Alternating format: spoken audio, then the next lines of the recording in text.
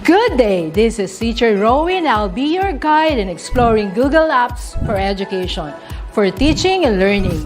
In Google for Education, teachers can connect and collaborate easily while staying on task. It gives teachers the freedom to spend more time personalizing the learning experience and less time managing it. Students can learn essential skills such as 21st century problem solving, which they can use it in their future careers. As such, the accessibility features will also help and assist every learner to do their best work. Google offers different useful applications that we can use to connect education to technology. This will help our teachers as a 21st century educators to innovate and find ways on how to make teaching and learning more exciting, engaging, effective, and flexible to the demands of the society. Let's re-explore the education experience by discovering new angles to create, collaborate, and communicate as one. Para sa bata, para sa bayan, at para sa guro. Ang pagkatuto, huwag gawing komplikado. Sulong edukalidad.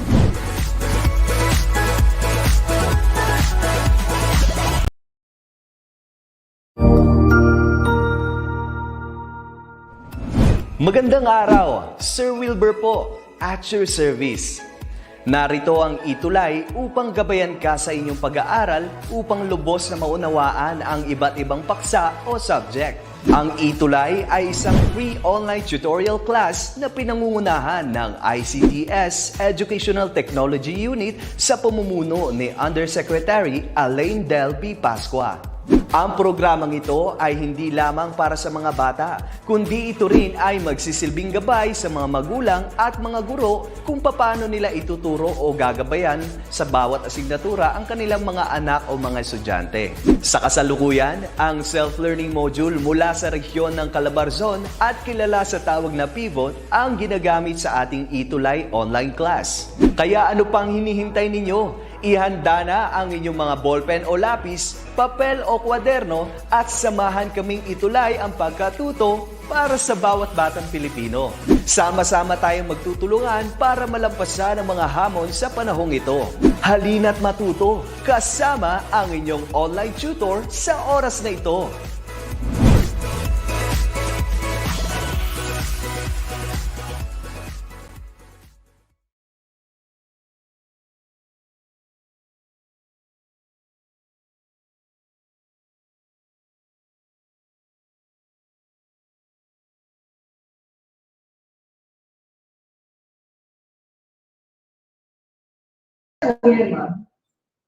Hello po, Ma'am Eileen. Nakamute po.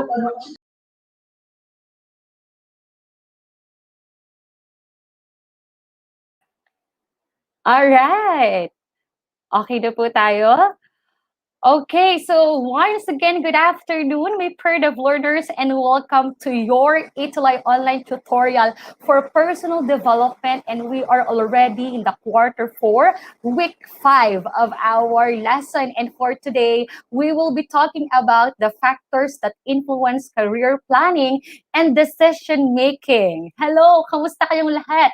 Kaya naman ngayon, ay naigayak pa ang kanyang ang kanyang ang kanyang suit for this afternoon, because I'm very much excited because we will be talking about another topic and we are already we are going to the new chapter for this quarter of personal development. And once again, ako muli si Tutor A na makakasama nyo every Thursday, every 4:40 p.m. to 5:20 p.m. sa personal development. At laging tandaan, tuwing Webes, ikaw ang best. At huwag ding kalimutan na subaybayan ang lahat ng mga episodes natin for personal development only on DepEd TV every Wednesday at 5:35 to 6 p.m. Makakasama nyo dyan si Ma'am A, alright, and of course si Sir Match once again on DepEd TV Personal Development. So with that, my pair of learners, gusto ko munang batiin ang lahat ng mga kasama natin afternoon. Isang pagbate mula kay Sir Jester Pagkaliwagan watching from Albay, Bicol. Nako, nakarating na si Tutor Jester sa Albay. And actually, you know what, may Bird of Learners, nawalan kami ng kuryente, but praise the Lord, biglang bumalik. At ngayon ay magkakasama tayo for another session na naman ng ating online tutorial.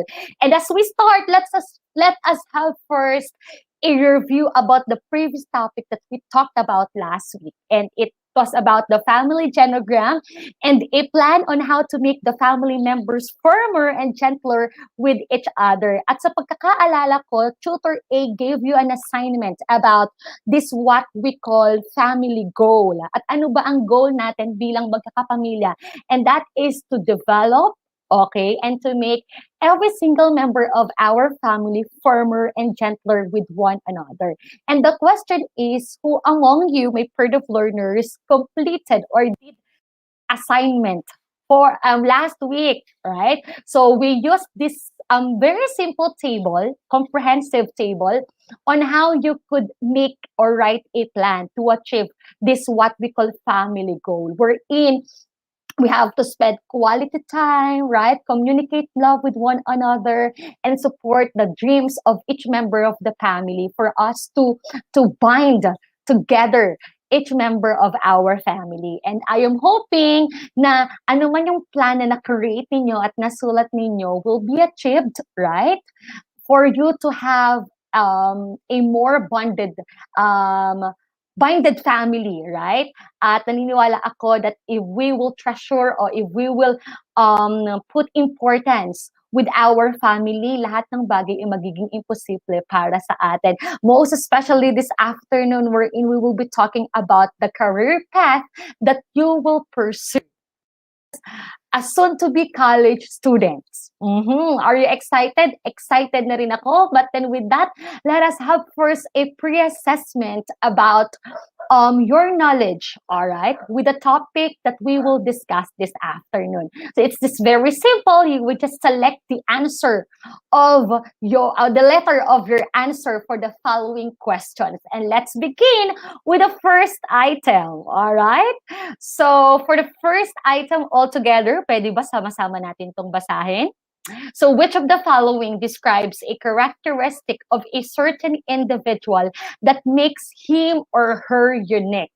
So what do you think is the answer? Is it A, career concept, B, personality, C, values, D, self-concept? If you know the answer, just simply type the letter, okay, on our comment box, and teacher A or tutor A will tell you what is the correct answer. Isang pagbati din mula kay Zerk Malbog. Hi po, Tutor A. Hello, Zerk. Good afternoon. So if your answer is letter B, therefore your answer or your so if your answer is letter B, yeah, you are correct. So it is personality. So let's move to the second item. What influences a person in planning his or her career? So is it the interest, the personality trait, knowledge and skills, or all of the above? What do you think is the answer? Nako, sumagot si Blas at inihabol natin for item number 1. It's B, you are correct. Samantha, you are correct. What about in item number 2? What is your answer, my Bird of Learners? So if your answer is D, all of the above, you are correct. So all of those stated options, such as the interest, personality trait, knowledge, and skills, will really influence you as you plan your career in the future. And for the last item, it is a personal characteristic that comes from intrinsic motivation. Is it A, self-determination, B, self-concept, C, self-monitoring, and D, self-achievement? What is your answer, my Bird of Learners? Very good, Samantha.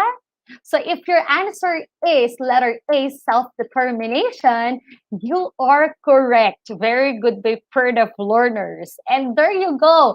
I hope that as we answered we have just answered these 3 items posted on your screen. Somehow, you will be familiarized with the topic that we will be talking about. And at the same time, ma-assess natin yung prior knowledge nyo about dito. So ano pang inaantay natin, my Bird of Learners? For this afternoon, let's establish the learning target that we will meet. And this is the first one. Identify the different factors influence your career planning and decision making. And the second one, write an action plan on how to overcome the challenges on career planning and decision making. And then the last one is to value the importance of career development. So now the question, my Bird of Learners, are you ready? So if you're already, do not forget to bring with you first your module. And we would like to thank Calabarzon for allowing us to use the module that for this afternoon session. And of course, do not forget to bring with you your pen and paper. Flex it out, girls, your beautiful smile with a hint of your favorite lip tint. And of course, boys, flex out your cool hairstyle with your nice hair wax. And last but not the least, do not forget to bring with you your heart, because educating the mind without educating the heart is no education at all. My Bird of Learners, let's talk about the factors influence career planning and decision making. All right. So previously, for the 4 weeks that we joined together in our online tutorial program through DepEd ETUlay, we talked about relationships with family, friends, and other people, wherein these relationships are parts of our personality development that gives us clear vision of our goal and aspiration in life. So since you already know your roles in building and maintaining social, personal, and family relationships, we will now explore your interest, career choice, and factors that affect your decision making in achieving your dreams. So this chapter will give you a better understanding of yourself based on external and internal factors that may contribute to your future career. And this chapter will also give you a careful analysis of chances and opportunities based on your knowledge, interests, abilities, talents, and skills. So, my Bird of Learners, technically, as we started with our K-12 basic education program, this curriculum aims to prepare you, right, in pursuing the 3 possible paths you might take on after graduation. And what are those 3 possible paths that I am referring to? Entrepreneurship, employment, and higher education. Na sa Tagalog ay tinatawag nating negosyo, trabaho, or kolehiyo. So that is true. Our aim in K-12 basic education program is that after you graduate or completed, right, this curriculum, you are prepared. You are ready to pursue either negosyo, gusto tayo ng negosyo, na maaaring gusto mong magtayo ng isang bakery, okay? Or kaya naman ay isang tindahan o mini grocery, right?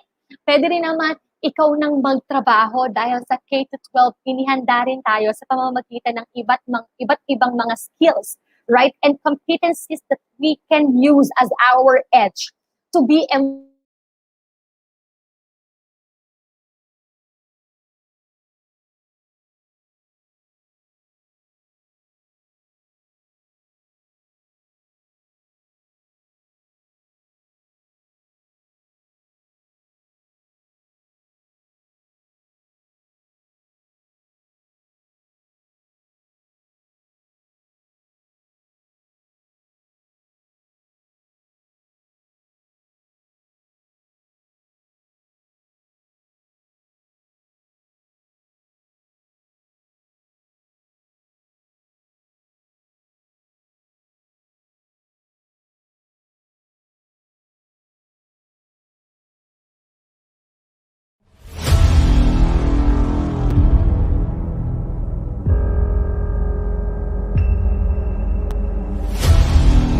ating tuklasin, obra!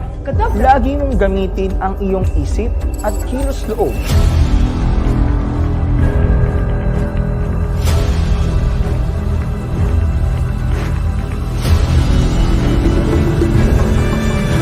May kulang ba sa akin? Magbasa, magsulat, makinig at maghayag.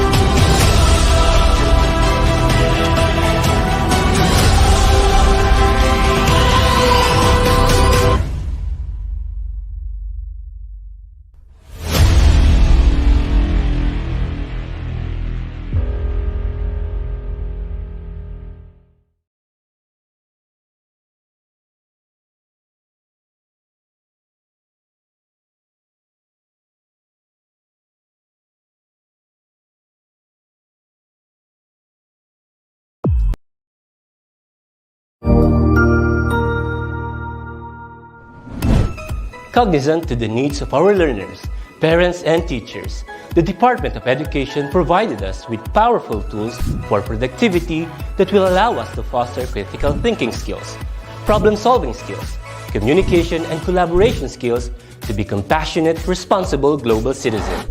Join us and discover new ideas in our series of professional development training program with the ICTS Edtech Unit and Microsoft Education Philippines. Together, we will equip our learners and empower our fellow educators for a dynamic future. Para sa bata, para sa bayan, at para sa guro. Sulong Edukalidad.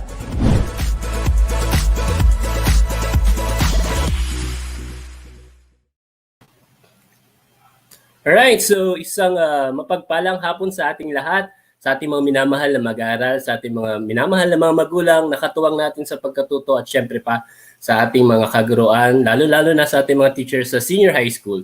Ali, ako si Sir Mark or Tutor Madge para sa hapon na ito. Ang hahalili muna para kay Tutor A na kung saan naka-experience nga ng technical problem at nagkaroon ng nawalan daw po ng kuryente sa kanilang lugar. So nangyayari talaga yun no, sa ating mga kay Ma'am A, ingat ka lagi at sa ating mga learners, senior high school learners, stay tuned at dahil umpisa na natin ang ating session para sa personal development. So mag-skip tayo dahil kayo ay nasa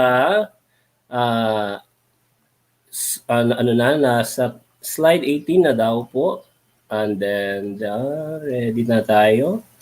And I hope na kayo ay ready na. Ang inyong pag-uusapan ngayong week 5 ay factors that influence career planning and decision making. Naku, saktong-sakto ngayong hapon ano. At talagang lalo na sa ating mga senior high school dahil nalalapit na ang ating inaabangan. Ano ba yung inaabangan natin? Sige nga, sa ating mga online participants, ano ba ang isa sa inaabangan natin or isa sa kumbaga milestone natin kapag tayo ay nag-aaral? Tinuturing nating milestone ito. Siguro ako, masishare ko lang, syempre pa ang graduation rites. So, ang ating pagtatapos sa ating pag-aaral. So, pagkatapos ng ating ilang taon no, na pag-aaral sa senior high school, so 2 taon, pero syempre nag-junior high school tayo, nag-grade school tayo, ayun, ang sarap sa pakiramdam no, na mapagtatagumpayan natin ang school year na ito. At ito ay dahil na rin sa iyong pagsisikap at pagpupursige na makatapos. So dahil dyan, anong next step? So sabi ni Tutor Madge ay pagtatapos, pero alam niyo ba na hindi natatapos sa graduation rites ang pagkatuto o ang learning. Kaya nga dapat tayo ay lifelong learner. Ibig sabihin ay talagang forever ang pag-aaral. Ayan na, sinabi na ni Tutor Madge, hindi ibig sabihin na nakakuha na tayo ng diploma, ay tapos na rin ang ating pag-aaral. So dapat kahit tayo nagtatrabaho ay continuous improvement pa rin, continuous pa rin ang ating pagkatuto. Ayan, sabi ni Jason Valladores, ang pagkatuto rin po. Alright, so ayan, Ma'am Ayo, kapit lang at talagang itutulay natin ang araw na ito. So ano ba yung mga factors na nakaka-influence sa ating career planning and decision making? Sige, umpisa natin. Again, this chapter will give you a better understanding of yourself based on the external and internal factors na nagko-contribute sa atin sa pagde-decide ano ba ang kukunin ko. 'Di ba sa senior high school, alam natin na meron kayong iba't ibang options once na matapos ninyo itong stage na ito. Whether kayo ay for employment, for enhancement pa ng inyong skills, pwede kayong mag-work, or pwede kayong maging entrepreneur, or pwede kayong magtuloy sa kolehiyo or mag-college. Alright, so alam natin na maraming may mga choices na ibinibigay sa atin at na kung saan we really need to have careful analysis of the chances and opportunities based on our assessment. Kaya isa sa skill natin as a human being, as a person, for our personal development is our own self-assessment. Our, kumbaga, gaano natin kakilala ang ating sarili. Kaya nga, di ba, yan yung unang-unang lesson natin sa personal development, ang know thyself. Right? So ano ba yung mga knowledge, interest, abilities, talent, and skills na meron tayo na sa tingin natin will contribute para sa ating future career. Alright, so again, ayan daw, na-mention na ni Tutor Madge, yung inyong 3 possible path after graduation. So entrepreneurship, employment, and higher education. Alright, so ano na bang napag-desisyonan mo? Again, you can consult your parents, no, or your teachers, pwede mo ask ang kanilang suggestion, but at the end of the day, di ba, ikaw pa rin na magde-decide. So, ano ba ang career development? Sige, hayaan yung basahin ko ang definition natin ng career development. It is the process of self-knowledge, exploration, and decision-making that shapes your career. It requires successfully navigating your occupational options to choose and train for jobs that suit your personality, skills, and interests. Ayan. So again, it is a process. Ito ay proseso na magbibigay sa iyo ng liwanag, no? Kumbaga, it will decipher kung ano man ang kailangan mong malaman. It could be a blueprint din, no? Na talagang to know, no? Ano ba yung mga pwede mong options, ano yung dapat mong gawin, ano yung mga dapat mong tutukan, no? So just like our development sa ating personal development, career development naman is our career, yung tatahakin natin. So it is a process. It takes time. At talagang kailangan upuan at kailangan nating pagnilay-nilayan. So let's begin with the self-assessment to start a career decision-making. Ayan, parang may checklist si Tutor Aid. Ayan. Unang-una dyan ay interest. Ano ba interest mo? Ano ba yung areas na kung saan na nag-e-enjoy ka? Meron ako nabasang libro na alamin mo kung ano yung bagay na kahit hindi ka bayaran ay mag-e-enjoy kang gawin. Siyempre, iba pa rin na meron tayong reward or meron tayong monetary na matatanggap. Kasi siyempre yun yung sa ating magsusupply or magsusupport rather ng ating pang-araw-araw. But again, dapat it is something that you are enjoying or loving or you're loving to do or yung talagang nararamdaman mo na it is something na very passionate ka, very interested eh. Talagang yung gusto mo, no? And personal interest should be inclined to a career so that it will result to satisfying career decision making. Ayan, so unang-una nga tandaan, interest. Sunod naman ay skills.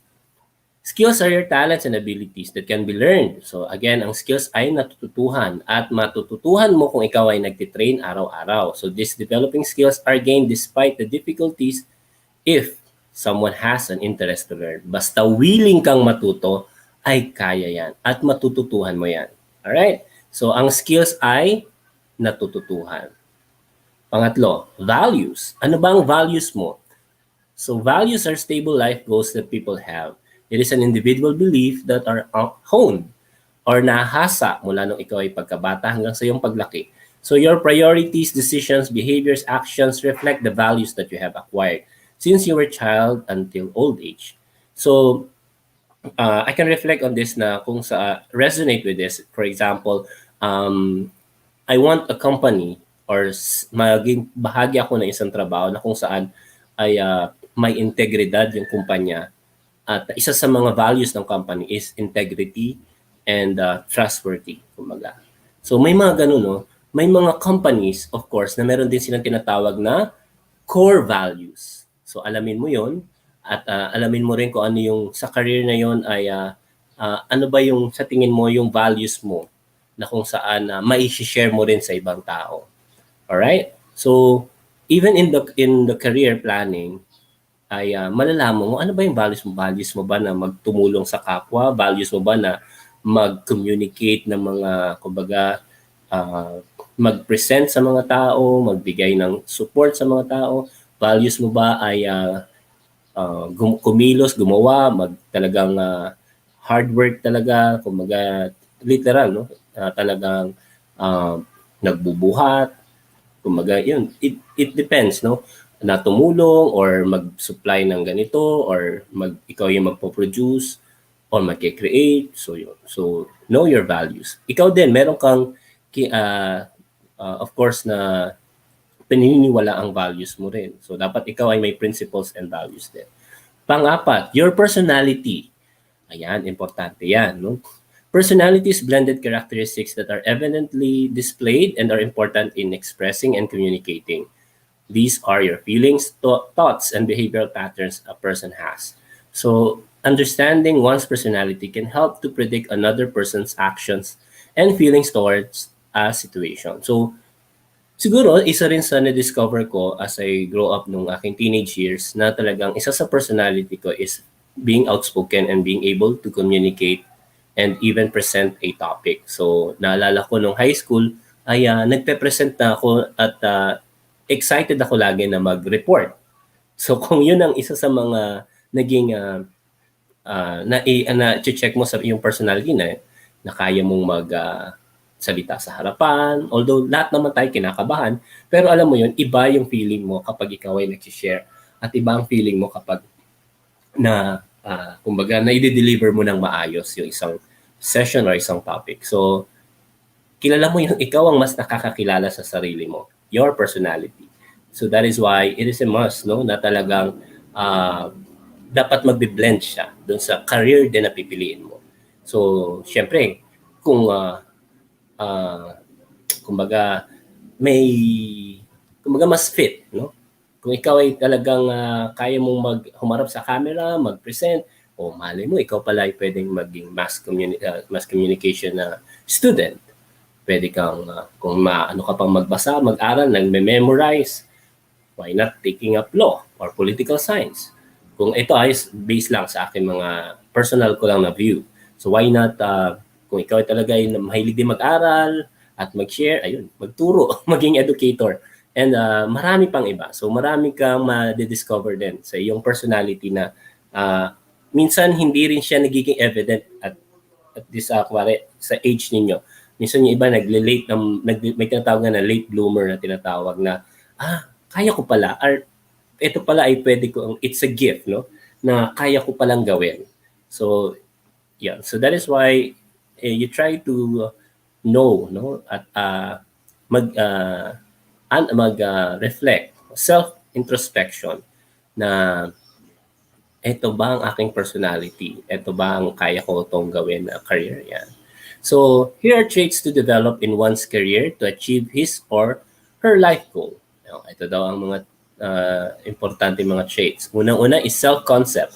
Just like yung na-mention kanina, knowing yourself. So, what is your individual's perception on your different roles, behavior, and opportunities? Self-determination. Ito yung iyong kailangan mo mag-decide to act based on intrinsic motivation. So it comes from your inner self. So importante ito, no, na kailangan kayong mga bata sa senior high school, you know, no, how to motivate yourself intrinsically. Ibig sabihin, hindi mo kailangan ng validation ng ibang tao. Hindi mo kailangan na although masarap makarinig na nare-recognize ka, masarap makarinig ng praises and rewards and tap kahit sa shoulder ng kakilala or yung someone na special sa'yo. But at the end of the day, dapat alam mo sa sarili mo rin na hindi mo kailangan ng validation ng ibang tao. Alright? So, importante na alam mo sa sarili mo na magaling ka at alam mo na ginagawa mo lagi ang best mo. Alright. So, talagang intrinsic motivation is another, no, na importante na talagang ma-develop nyo rin at as you grow old, as you progress, ay matutuhan mo na mahalin ang iyong sarili. Okay? Now, letter C, proactive personality. It's when the people have the capacity to take actions without being told. Ayan, yun yung proactive. Alam natin sa Tagalog yan. Ano sa Tagalog yan, being proactive? May kusang palo. Yan, sabi nila. Alright, sige. Alright, sige. Ibig sabihin, may kusang palo. Ibig sabihin, kaya mo. Kumbaga, hindi mo kailangan sasabihin pa iba. May initiative ka. And use thoughtful analysis to solve problems. They are able to see potential cause of problems and are able to understand and decide to change the situation. So talagang being proactive ay isa rin sa nakikita, lalo na sa workplace. If you are proactive at hindi ka reactive, kumbaga kung ano, nagalit ka kagad o bigla ka na lang magre-react o bigla hindi mo, kumbaga instead of taking actions, instead of pointing fingers or instead of blaming, ayan, isa yan ako, wag niyong gagawin yan sa trabaho. Alright? Or sa anumang decision na gagawin ninyo. You need to be proactive. Again, being proactive is doing without being told and being thoughtful analysis of a problem. Being proactive means you are taking responsibility of your decision, taking responsibility of the things that is happening. Being proactive is going the extra mile, doing the extra mile, or making the extra mile na kung saan hindi natin kailangang ipagyabang, hindi natin kailangang i-show off, but it's doing your best kahit anong mangyari. Again, so you need to be proactive and you need that. So here are factors that influence career planning and decision making. Una, yan, na-mention na kanina, parental autonomy, na parang pwede yung tanong sa mga magulang ninyo. Pwede yung seek ang kanilang advice. But again, parental monitoring is associated to parental protection. Siyempre, alam nila na gusto lang nila protektahan tayo ng ating mga magulang, ng mga mahal natin, no? On what course their child should take in college. Lalo na kung ang nakipansin mo, ang mga lolo't lola ninyo, doktor, nanay at tatay mo, doktor, tito-tita mo, doktor, ano sa tingin mo yung course na ipapakuha nila sa'yo? Alright, so on what course should take in college because of the promising career waiting ahead? Na-imagine nyo ba yung mga bata? O, di ba? Saya no? Pero, again, if you choose, no? Or if you choose to a different path, no? Kasi nga, na-mention nga ni Tutor Madge, lolo't lola mo, doktor, tanay at tatay mo, doktor, tito-tita mo, puro doktor. Ayan. And again, meron nga tayo, isa sa factor nga ay parental autonomy. And syempre, ikaw pa rin ang magde-decide. So, pwede mo makinig, pwede mo pakinggan ang kanilang side. Syempre, ang gusto nila ay yung ikabubuti mo at pero pwede mong i-share, pwede mong bigay na ikaw ay nasa ganitong age na and you believe, no, na ito ang aking track or ito ang aking path na pipiliin. Kasi, so syempre dapat bigyan mo ng, kumbaga, justify mo, bigyan mo ako ng proof. Bakit yan ang gusto mo. And then, malay mo, magbagong isip. No? Malay mo, supportahan ka pa nila. Pangalawa, financial hardships. This is the major problem of every Filipino family in sending their children to school, particularly in college. Parents cannot afford. Alam naman natin to, no? Talagang isa sa problem talaga ay financial na factor talaga because of unstable financial source. So, halimbawa, may kakilala ko ang gusto niya talaga maging doktor. Kaso alam niya naman kung magkano rin ang tuition fees sa pagiging doktor or sa kuha ng medicine. So, ang naging ano niya ay teacher.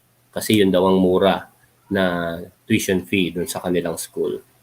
Which is, yun yung nagiging reason, no? Talagang mahirap. Pero, again, if it is something na talagang gustong-gusto mong gawin, ay kayang-kaya naman. Kumbaga, sisikapa mo naman. And if talagang yun muna ang kaya, ay sabi nga natin sa Filipino, no, ang kumot, no? May kasabihan tayo, ay mamaluktot. Kalimutan ko na ulit yan. Hanggat sige po sa ating mga online learners, pwede mong i-type kung naalala mo yung kasabihan na yun na kahit maiksi ang kumot, matutong mamaluktot. Parang ganun. So talagang importante na you consider din. No? Ito yung factor pero mapagtatagumpayan naman natin to. Halimbawa ako, share ko lang sa inyo no, na ako ay working student at ako ay nagtrabaho sa school as student assistant. So ang nangyari, wala akong tuition fee. So meron pa akong allowance. So kung meron ka talagang isang bagay na gustong-gustong gawin, lahat yan magagawa mo. Basta, yun nga, pagsisikapan mo talaga. So lahat naman may pariparaan. Pero ito nga, factor talaga yung financial. Pangatlo, change in family roles. Sometimes there are students who cannot continue education because they need to take over their parents' obligation to their family. At times, if they value education, only one student can be sent to school. Yun, di ba sa mga, lalo na sa mga narinig natin sa mga telenovela, mga kwento, mga nanay at tatay natin na si panganay muna mag-aaral, tapos si panganay na ang bahala magpaaral sa mga kapatid niya. Ito lang muna ang, hindi ka muna, kumbaga, makakapag-aral ngayon, susuportahan mo muna yung mga kapatid mo, si bunso muna, si kuya ganito. So may mga ganon, no, na talagang isa sa factors yan na talagang makakapagbago kung ano man yung career planning decision making mo. And syempre bilang anak, kailangan nating sumunod sa ating mga magulang. At talagang masakit no na hindi mo magawa yung gusto mong or gawin yung gusto mong gawin dahil nga uunahin mo muna ang iyong pamilya. And yun no, ganun talaga. Kaya talaga pagsikapan natin na yumaman, yun talaga sinabi ni Tutor Mudge, no? Yumaman tayong lahat, yumaman lahat at makuha mo yung mga gusto mong makuha at maabot mo yung gusto mong abutin para makatulong ka at hindi na maulit para sa susunod mong pamilya ang napagdaanan mong hirap. Okay? So mahirap talaga maging mahirap kaya dapat pagsikapan mong yumaman. Yumaman para makatulong ka sa iba at maiahon mo ang buhay ng iyong pamilya. Hindi masamang mangarap, no? So, pang-apat, or number 4, school location. So, isa rin to, no? Kapag malayo ang school or sa iyong college na pinag-aaralan ay, syempre, isang factor yan. Ay, wala. Halimbawa, ganitong sa inyong lugar ay talagang agriculture ang normal kasi puro sakahan ang meron tayo sa ating lugar, ayun ang ating course na makukuha. Pero dahil gusto mo ng engineering or ibang course mo ay kailangan mong pumunta ng Maynila or pumunta sa ganitong lugar, kasi yun yung course na available. So, isa yan sa factors, no? Talaga, na makaka-influence sa'yo. Gusto mo ba na malayo sa pamilya mo? Kaya mo bang mag-boarding house? Ayan. So, isa sa, natin, ang location. Pang-5, academic performance. So, syempre, dati, no, kahit nung nag-aaral ako, sa course na ito, hindi po pwede ang may line of 80, ganyan. Or hindi po pwede ang may line of 7 sa math, science, ganyan. So dapat alam na natin no, na may mga ganong ibang schools na meron talagang academic requirements or performance na kailangan. Or yung average mo, general weight average mo or GWA para sa pagka-graduate mo ay isa sa tinitingnan nila kasi it will measure then kung how you think critically, analytically, paano ka nag-aaral. Pero syempre, hindi naman dapat na totally yun yung magiging basis na masasabi natin na mahusay ka o magaling ka. Tatandaan yung mga bata na ang nakasulat sa card ay numbers. Again, pwede mong mabago yan. It's a choice and you need to take action. So, but still, alam natin na tinitingnan nga sa ating mga credentials. Isa sa mga credentials natin ay yung ating card. Kaya talagang dapat pagbutihan talaga natin ating pag-aaral.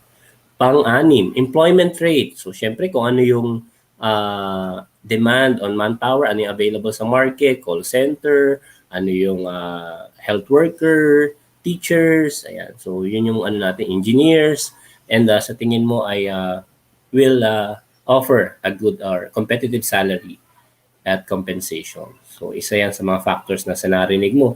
Ay, sabi nila yung mga nurse daw, ganito ang sweldo. Ganito daw ang sweldo ng engineer. Ganito daw ang sweldo ng, may mga bago na, social media manager. At may mga programmer na at game developer. Ang dami ng mga bago ngayon na related sa IT.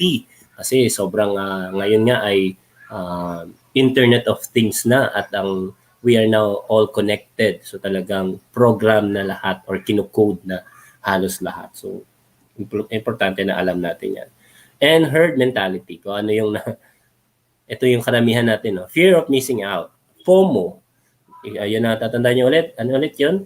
FOMO. Fear of missing out.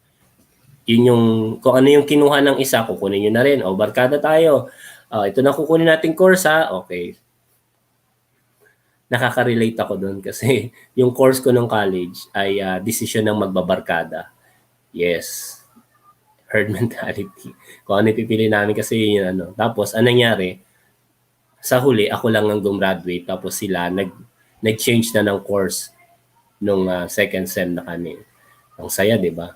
Kaya, mas maganda pa rin. Isa yan sa factors, no? Na nakaka-affect talaga ng iyong decision making and planning. Herd mentality.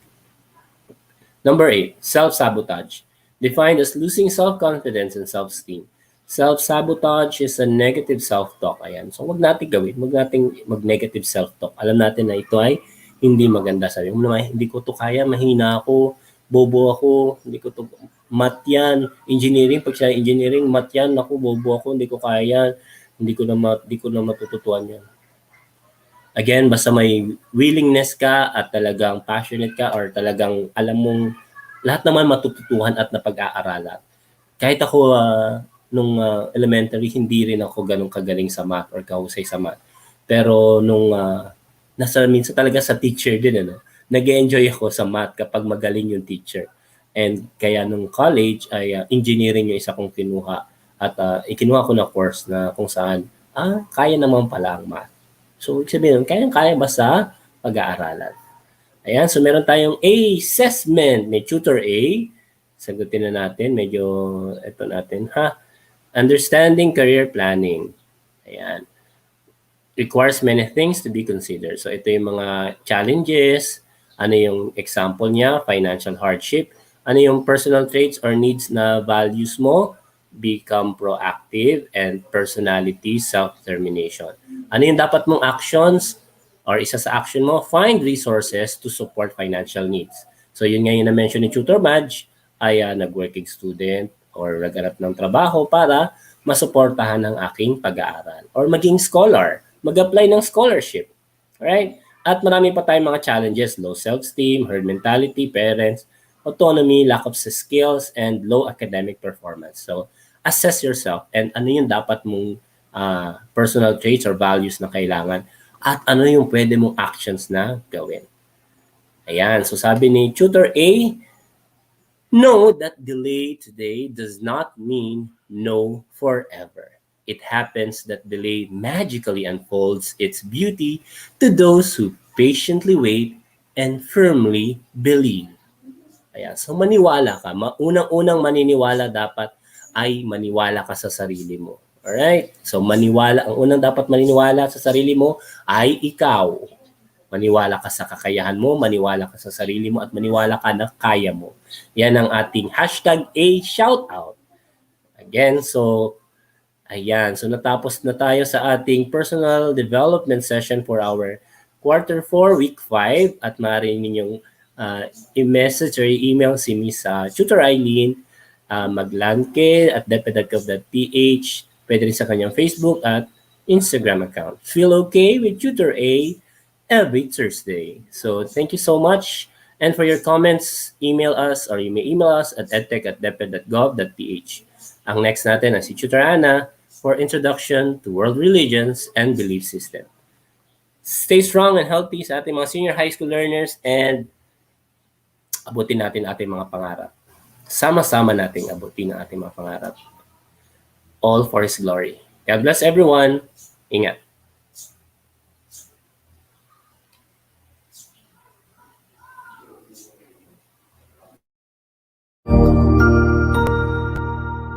Ka na namang natutuhan sa ating ETUlay tutorial session ngayong araw. Tandaan, ito ay hindi lamang para sa ating mga mag-aaral, kundi pati rin sa ating mga minamahal na guro at mga magulang na kaagapay natin para maituloy ang pagkatuto sa kabila ng nararanasang pandemya.